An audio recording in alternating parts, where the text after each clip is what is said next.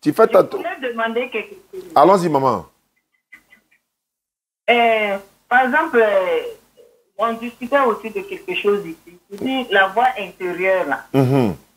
Genre, quand tu veux faire quelque chose, oui. Il y a une voix intérieure qui te parle. Genre, si tu veux faire quelque chose de mal ou bien tu veux réagir mal, oui. Il y a une voix intérieure qui te parle. Il y a l'autre qui peut te dire il faut faire ça, il y a l'autre qui va te dire non, ne fais pas. C'est ça. Moi, je lui ai dit, par exemple, comment j'ai nommé ça? Le Saint-Esprit. Voilà, je dis, bon, pas Saint-Esprit. La signification de la voix qui te parle, là, on appelle ça quoi? Oui, d'abord, il y a une voix qui a parlé à Jean-Baptiste dans Matthieu chapitre 3, verset 16 à 17, où la voix, on appelle ça la voix intérieure de la révélation. Et ce n'est pas une voix audible, en fait. Ce n'est pas une voix audible, on n'entend pas. C'est une voix, on appelle ça la voix intérieure de la révélation. C'est-à-dire que le côté qui te dit de faire le bien, là, ça c'est le côté de Dieu. C'est Dieu qui te dit de faire le bien. Dieu n'encourage pas à le faire le mal. Maintenant, le côté qui te dit de faire le mal, là, ça c'est le côté négatif. C'est pourquoi l'homme a deux côtés. C'est-à-dire, il y a le bien, il y a le mal, il y a le vrai, il y a le faux. À toi maintenant de discerner, puisque tu as le libre arbitre. Donc à toi de savoir ce qui est bon pour toi, ce qui n'est pas bon. Donc l'autre côté, tu dis de faire le mal, là. Si tu luttes pour ne pas faire le mal, le Coran dit, Allah dit dans la sourate 6, verset 160, quiconque viendra avec un bien, il sera récompensé, multiplié par 10. Mais quelqu'un qui fait un mal, il sera pointé par un point. C'est comme ça. Tu fais un bien, tu as 10 bénédictions. Tu fais un mal, tu as un péché. Et quand tu te répands sincèrement, Allah efface ton péché là. Donc voilà, on appelle ça la voix intérieure de la révélation. Et ça s'est fait aux prophètes. Mais les hommes d'aujourd'hui, les voix qui les parlent intérieurement, la voix intérieure, ça parle à tout le monde, hein, mais c'est de différentes manières. Pour les prophètes, là, c'est une autre manière, c'est par la révélation qu'on leur dit ça, ça, ça. Mais pour nous, c'est pour la voix nous dit, par exemple, ça dit que je ramasse, par exemple, le porte-monnaie de quelqu'un. Quelque chose me dit il faut donner, quelque chose me dit il ne faut pas y donner. Donc voilà, c'est mon libre arbitre là. C'est le libre arbitre là. C'est-à-dire que tu as le choix. L'homme a le choix, les génies ont le choix, mais les anges n'ont pas le choix. Ils obéissent à Dieu éternellement. Donc c'est ça qu'on appelle la voix intérieure, voilà, que Dieu a mis en tout un chacun, quoi. Voilà un peu, maman. Maintenant, mon neveu demande, et les deux gens qui lui dit il y a deux anges. Ouais, les anges, il y a deux anges qui... Comment? Oui, non, les noms ne sont pas forcément mentionnés, mais Allah dit dans le Coran, il y a deux anges qui surveillent chaque être humain. C'est dans le Coran, sourate 50, verset 16 à 17, également, même dans la Bible, même dans la Bible, parce que dans 1 Corinthiens 11, verset 5 à 7, la Bible déclare par exemple, il dit, la femme doit avoir sur la tête une marque d'autorité dont elle dépend. Si une femme n'est pas voilée, qu'elle se coupe aussi les cheveux. Mais s'il est honteux pour la femme d'avoir les cheveux coupés, qu'elle se voile.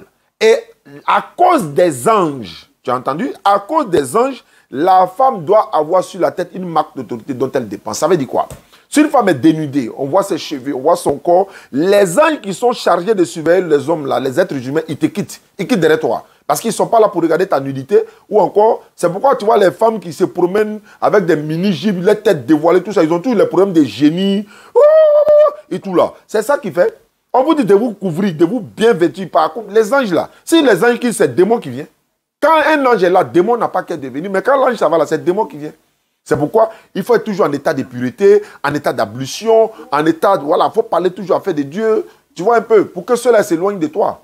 Donc voilà un peu, les anges qui nous surveillent, le jour Dieu va leur demander de quitter derrière la personne. Ce sont eux qui te protègent souvent contre les accidents, contre les attaques mystiques et tout. C'est Dieu qui leur ordonne de protéger la personne.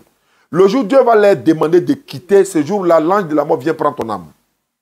Et les anges qui te surveillent, ce n'est pas eux aussi qui sont l'ange de la mort. L'ange de la mort aussi est là pour prendre ton âme. L'ange aussi qui t'interroge dans la tombe, lui, il est différent de l'ange de la mort encore. Ok. Maman, on peut passer à la conversion? Ok, il n'y a pas de souci. Inch'Allah. Il faut répéter après moi. Lève l'index droit avec ton neveu. Il sera très heureux ce soir. Lève l'index droit. Il faut répéter après moi. Il est en train d'applaudir. Alhamdulillah. D'accord. Voilà, il faut te concentrer. Il faut te concentrer. D'accord. D'accord, tu répètes après moi. Il va répéter aussi avec toi pour t'encourager. Il faut dire Ashhadu. Ashhadu. An la ilaha. Allah, Illallahu. Illallahu. Wa ashhadu. Wa ashhadu. Anna. Anna. Muhammadan. Muhammadan. Abduhu. Abduhu. Wa rasuluhu. Wa rasuluhu. J'atteste avec ma langue. J'accepte avec ma langue. Je reconnais dans mon cœur. Je reconnais dans mon cœur. Il n'y a pas un autre Dieu sauf Allah. Il n'y a pas un autre Dieu sauf Allah. Et Mohamed est son messager. Et Mohamed est son messager. Jésus-Christ est son messager. Jésus-Christ est son messager. Maman Marie est sa servante.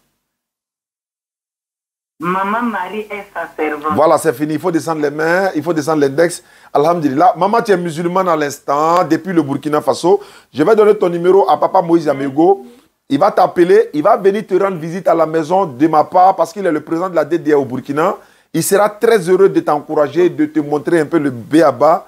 Merci beaucoup, maman. Je suis très content également. Merci, merci. D'accord. Ne quittez pas. Ok. Je vais vous parler. D'accord. Bonsoir, frère. Wa alaykoum salam, mon frère. Alhamdulillah, alhamdulillah. Va dire alhamdulillah. Je suis très, très content. Dieu merci. Non, mais elle est sincère, non? Elle est sincère. Parce que si c'était quelqu'un, la personne a dit non, non, non, non, non. Voilà, donc, mais il faut lui encourager à regarder nos vidéos. Hein. Elle n'a qu'à continuer à regarder nos vidéos. C'était l'objectif, en fait. Ok. C'est l'objectif. Je regarde les vidéos, je viens les dire, on fait le débat. C'était juste la manière dont on se convertit. Alhamdulillah. Alhamdulillah. Mais c'est ton numéro qui est là?